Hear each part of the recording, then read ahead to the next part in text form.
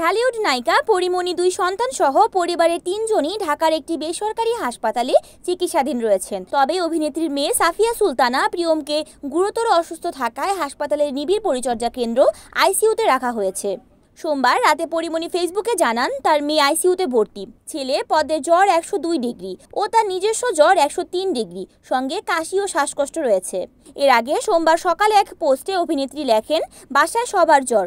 রোববার সকালে শারীরিকভাবে অসুস্থ বোধ করলে হাসপাতালে যান পরীমণি।